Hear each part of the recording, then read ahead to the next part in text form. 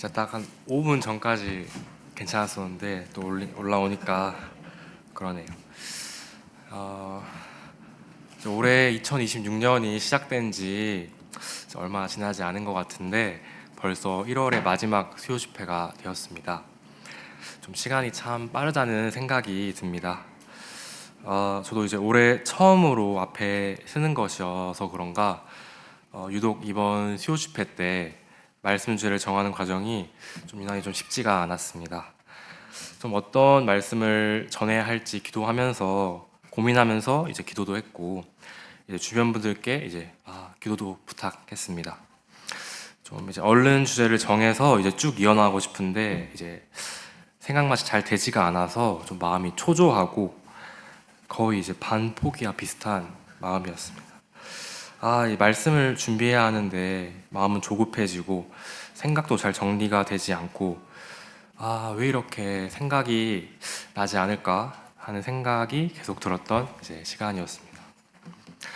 이제 그러다 문득 이런 생각을 저에게 주셨는데 이 수요 집회는 사람이 억지로 메시지를 이제 만들어서 전하는 자리가 아니라 하나님께서 이제 교회에 필요로 하시는 말씀을 하나님께서 직접 말씀하시는 자리이고 이제 저는 이제 그저 하나님께서 주시는 말씀을 이제 전달하는 역할을 하는 자임을 생각나게 해주셨고 이제 그 순간부터 주님께서 오늘 수요 집회 하신 말씀은 분명히 있으실 테니까 주님께서 분명히 주실 것을 믿겠습니다라는 마음으로 좀 이제 힘을 빼고 이제 기다리게 되었습니다.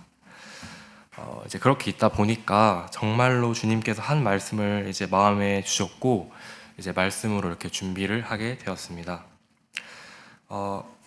오늘 말씀이 이제 저와 성도님들 모두에게 유익이 되기를 원합니다.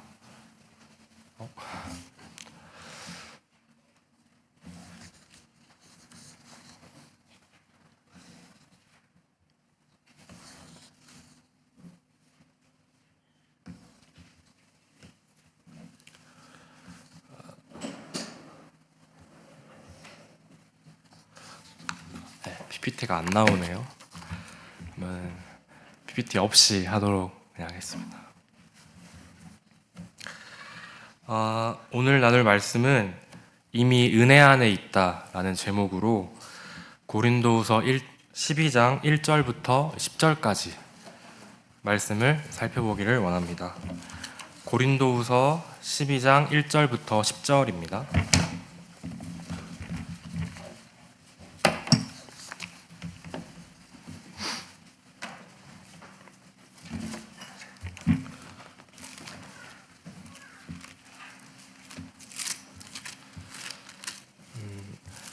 찾으셨으면 함께 1절을 한번 함께 읽어보도록 하겠습니다. 시작.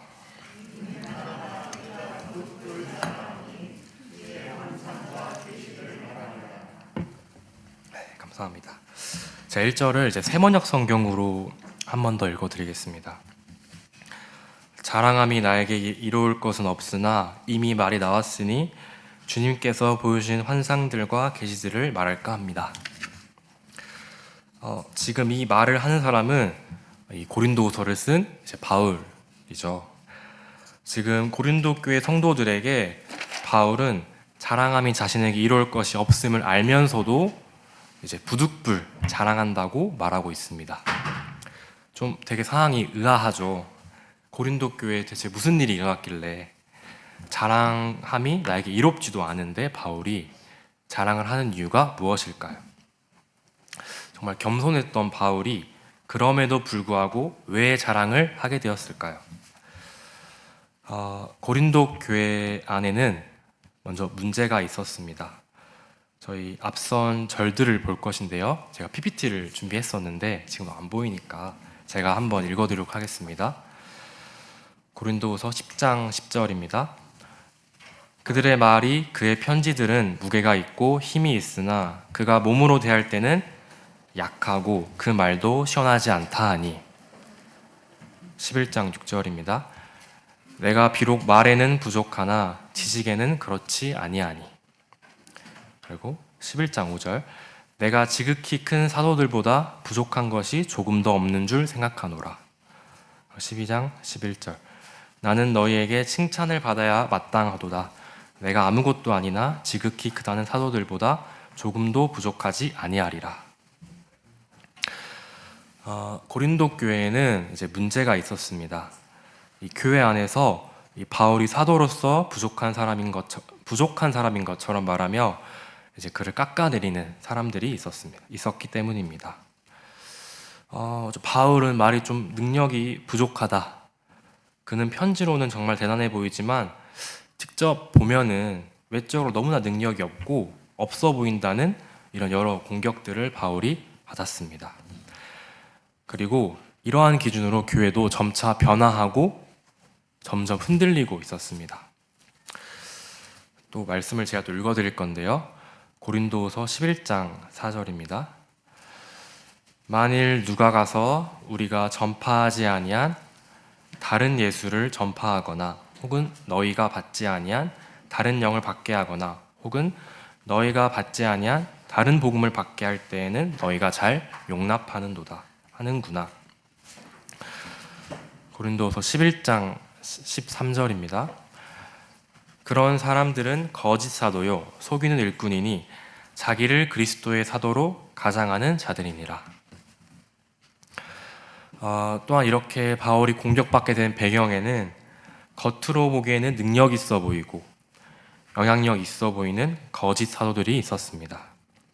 그들은 잘못된 교리를 가르쳤지만 왠지 모르게 바울과는 다른 외적인 모습과 말솜씨 그리고 주변의 평판 때문에 이 성도들에게 이것들이 그냥 용납이 되고 있었습니다. 이제 저는 이 앞선 고린도 교회 상황들을 보면서 좀 옛날에 제가 고등학교 때 경험했던 일이 좀 생각이 났는데요. 제가 고등학교 2학년 때 이제 교회 복음 집회가 있어서 제 친구를 이제 초청을 했습니다. 그 친구는 이 교파교회를 이미 다니고 있던 친구여서 이제 그날 강사 형제님이 전해주신 복음 말씀 내용을 이미 다 알고 있었고 말씀 집회가 끝난 후에 친구에게 혹시 제가 믿어지는지 한번 물어보니까 본인은 다 믿어진다고 저한테 말을 해줬어요. 근데 친구는 다니는 교회 분들이 이 방언을 하는데 본인도 뭔가 이 방언을 해야 구원을 받을 것 같다고 저에게 친구가 말해 주었습니다. 이 친구가 느끼기에 방언을 하는 분들이 좀 그 교회 안에서 영향력 있는 분들이시고 다들 그렇게 하고 있었기 때문에 그런 영향이 친구에게 끼쳐 그랬던 것 같습니다.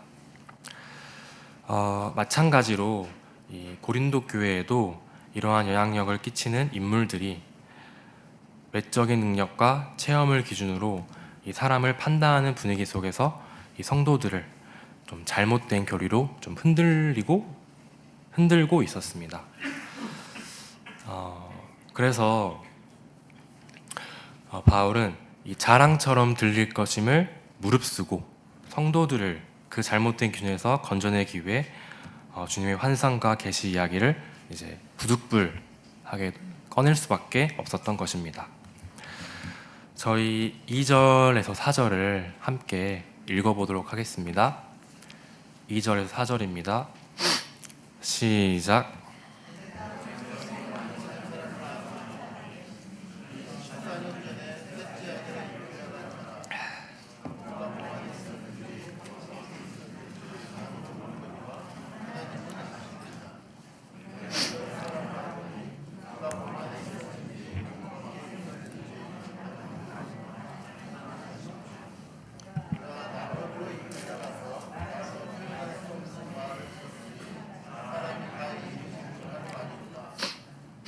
네, 감사합니다.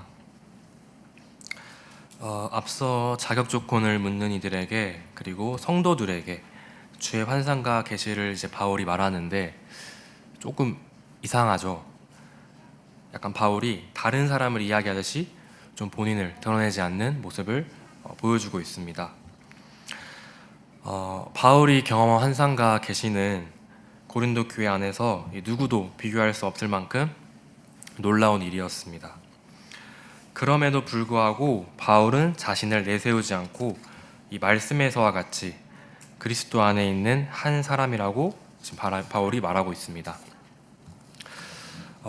이제 바울이 이렇게 자신을 드러내지 않고 말한 이유를 제가 한 두 가지 정도 생각을 해봤는데요. 첫 번째 이유는 이 주인공이 바울이 아니라 그리스도가 되기 위함입니다. 저희가 그리스도와의 사귐 속에서 경험하는 모든 은혜와 체험은 결코 나의 잘남이나 노력의 결과가 아니라 인간을 너무나 사랑하시는 하나님께서 우리를 사랑하셔서 들어주시고 만나주신 은혜의 결과입니다. 그렇기에 우리 또한 하나님과의 경험을 간증할 때 바울이 보여주셨던 것처럼 그 간증의 끝이 내가 아니라 하나님께로 향하고 있는지 저희가 늘 돌아보아야 할 것입니다. 두 번째로 바울이 자신을 드러내지 않고 말한 이유는 이 고린도 교회 여타 다른 사람들처럼 자기 과시로 보이지 않기 위함인 것 같습니다. 이 바울은 14년 전에 받은 계시를 받았을 때부터 지금 이 고린도후서를 쓰는 시점까지 오랫동안 자기의 환상한 계시를 드러내지 않았습니다.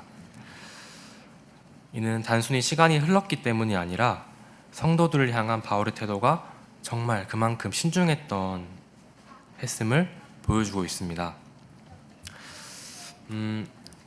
저희가 어떠한 일을 오래 한다거나 한 교회를 오래 다니다 보면은 또 신앙의 연수가 좀 쌓이다 보면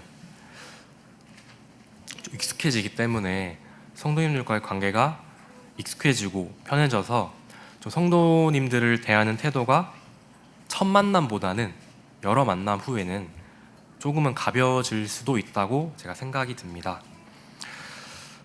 그러나 바울은 이 놀라운 체험을 가졌음에도 끝까지 자신을 낮추고 교회를 먼저 생각하는 이 사도의 모습을 보여주고 있습니다. 사실 바울은 이 자신의 체험을 말할 수 있었고 이 말한 것 자체가 잘못된 일도 아니었습니다. 그러나 그는 그 말이 비록 옳은 말일지라도 듣는 성도들에게 어떤 영향을 미칠지를 먼저 생각했던 것 같습니다. 지금 내가 나를 드러나게 말을 한다면 과연 성도들에게 어떻게 들릴까? 그들의 신앙에 앞으로의 삶에 이게 과연 덕이 될까? 이러한 질문 앞에서 바울은 스스로 절제했던 것 같습니다. 저희도 주님께서 사랑하시는 곁에 있는 성도님들을 위하여 설령 그 말이 옳은 말이라도 어떻게 받아들이고 들릴지를 생각하면서 정말 사랑으로 말해야 할 것입니다. 그래서 고린도 교회 성도들이 내세우는 자격에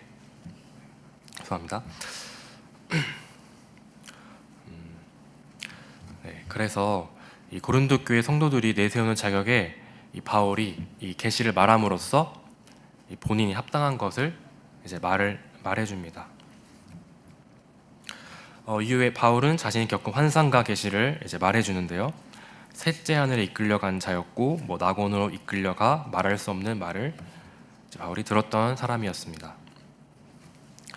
바울은 이 사실을 통해 고린도 교회 성도들이 내세우는 기준과 자격에 자신이 충분히 합당한 사람을 보여줍니다. 그러나 바울은 그 자격을 자신의 자랑으로 삼지는 않았습니다.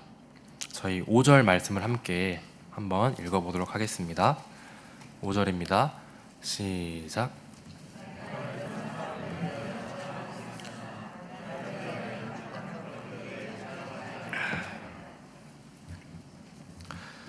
감사합니다.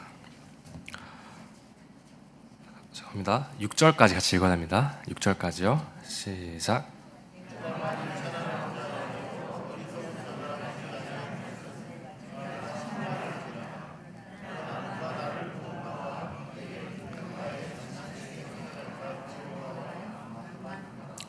네, 5절에서는 바울이 자신의 자랑으로 삼지 않는다고 말을 해주고 6절에서는 왜 자기가 그런 선택을 했는지가 이제 분명히 드러나게 됩니다. 이 바울이 말하는 환상과 계시는 과장이 아니라 정말 실제로 그가 겪었던 사실이었습니다. 그래서 그것을 바울이 말한다고 해서 이 거짓말쟁이나 어리석은 사람이 되는 것은 아니었습니다. 더구나 바울은 이 거짓 사도들로 인해 많은 오해와 공격을 받고 있던 상황이었습니다. 만약 바울이 자신이 본 환상과 계시를 그냥 더 자세하게, 더 강하게 말했다면은 이 문제는 훨씬 쉽게 정리되었을지도 모릅니다. 그러나 바울은 이 쉬운 길을 선택하지 않았습니다. 왜냐하면 그 순간 당장의 오해는 바로 풀릴 수도 있지만 이 일이 해결되는 대신에 바울 자신이 높아질 수 있기 때문이며 교회는 또 다른 기준으로서 다시 흔들릴 수 있었기 때문입니다. 당장 앞으로 이 문제가 해결되더라도 또 비슷한 문제로 고린도 교회는 어려움을 겪게 될 것입니다. 그렇기에 바울은 이 당장의 문제를 해결하는 길보다 교회가 더 올바른 방향으로 나아가고 자신이 아니라 그리스도가 높아지는 길을 선택했습니다. 바울은 자신이 높아지는 것을 좀 극도로 경계하였습니다. 그는 스스로 말하지 않기로 선택했고 자신을 드러내지 않으려 애썼습니다. 그런데 하나님께서는 그런 바울이 자만하지 않도록 그의 삶의 한 가지를 이제 허락하십니다. 저희 7절과 8절 한번 함께 읽도록 하겠습니다. 7절과 8절입니다. 시작.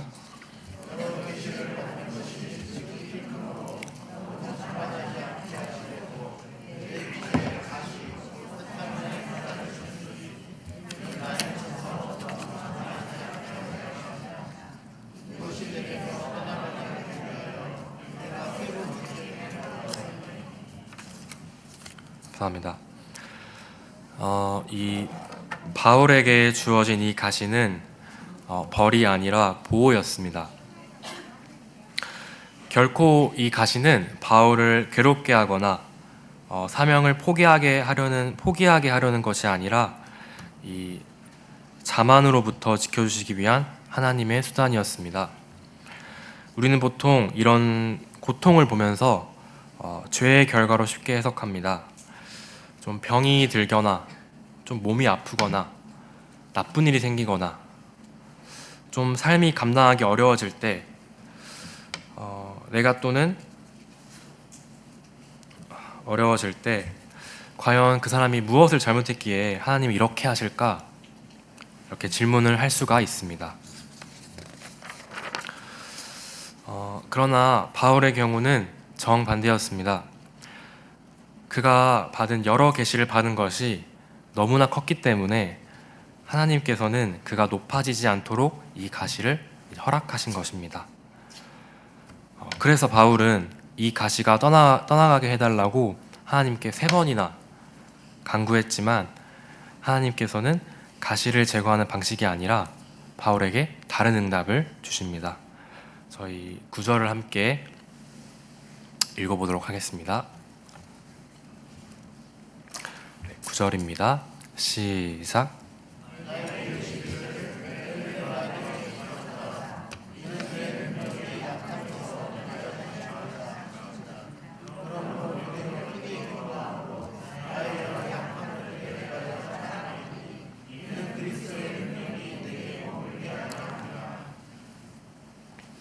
감사합니다.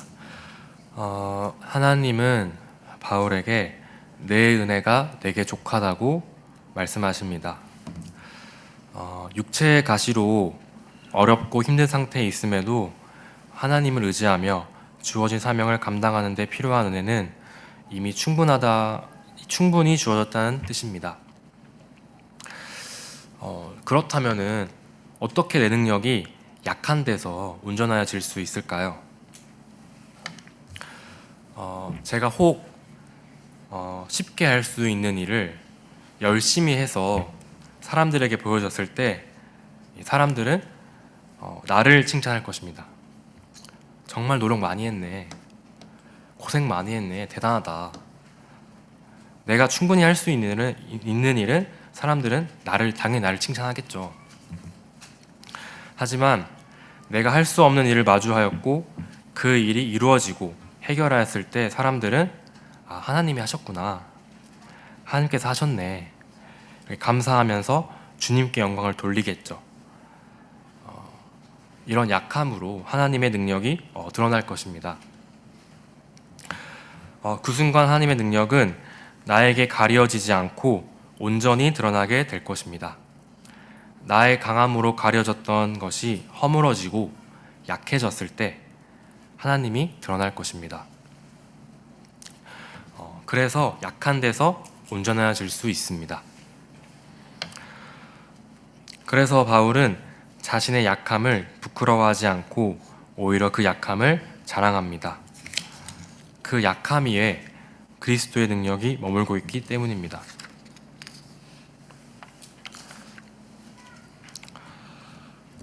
바울이 말하는 약함은 일부러 약해지는 것이 아니라 더 이상 나의 강함을 의지하지 않는 것 같습니다. 이 하나님의 응답은 바울의 고통을 설명해 준 말씀이 아니라 바울의 삶의 방향을 바꾸어 놓은 말씀이었습니다. 저희 그래서 10절을 한번 또 읽어보겠습니다. 네, 10절입니다. 시작.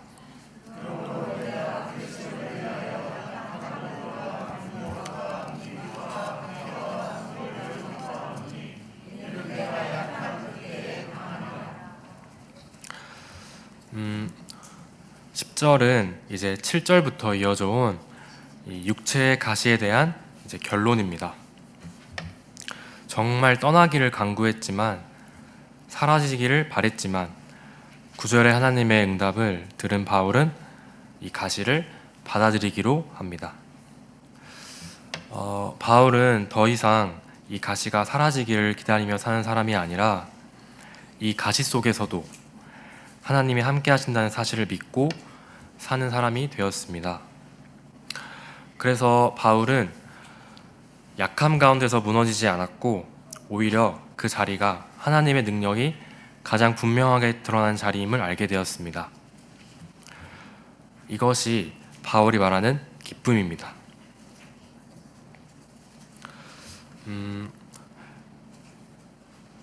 저희 성도님들의 가시는 각자의 가시는 무엇입니까? 성도님들은 삶에서 어떤 것이 사라지고 해결된다면 더 나은 삶을 살아갈 수 있다고 생각하십니까? 또는 나에게 이것이 있다면 내가 좀 더 잘할 수 있을 텐데, 더 나은 내가 될 수 있을 텐데 생각하십니까? 저는 이 질문에 대해서 제가 이제 7년 전에 군대 훈련소에 있을 때 이제 받았었는데요. 이제 훈련소에서 이 편지를 받는 요일이 있습니다. 한 번쯤 써보셨죠? 저희도 각자 모두 이 하나님께 자신의 육체의 가시를 거두어 가실 것을 하나님께 요구합니다. 하지만 어떤 가시들은 정말로 우리를 위해 허락하신 것임을 이 말씀을 통해서 보게 됩니다. 설령 막상 그 가시가 사라지고 벗겨진다면 내가 다짐하고 바랐던 모습대로 더 잘 살아갈 수 있을 것이라고 제가 생각합니다. 그러나 성경은 가시가 사라진 이후의 삶보다 그 가시를 안고 하나님을 의지하는 지금의 삶이 우리에게 더 중요할 수 있다고 말합니다.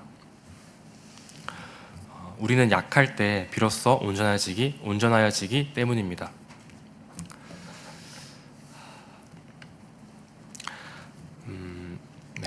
저희 말씀을 정리하겠습니다.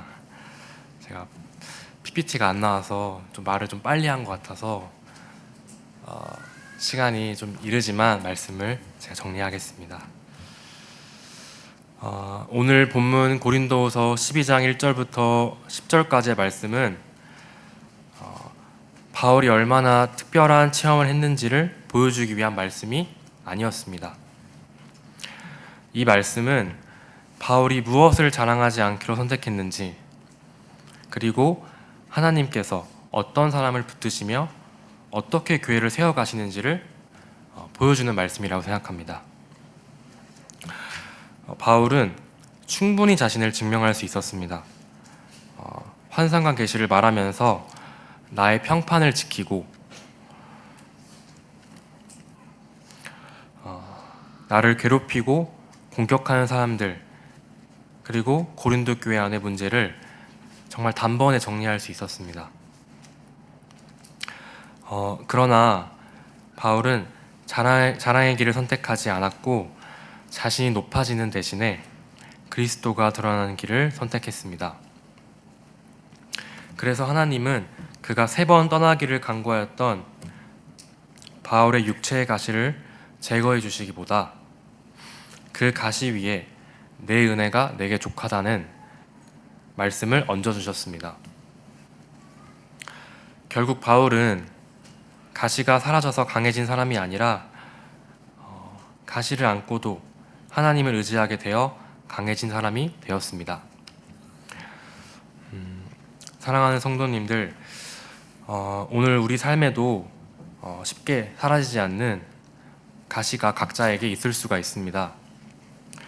우리는 그 가시가 없어지면 더 나은 삶을 살 수 있을 것이라 생각하지만 하나님께서는 그 가시를 통해서 우리를 더 깊이 하나님 곁에 붙들어 두고 계실지도 모릅니다.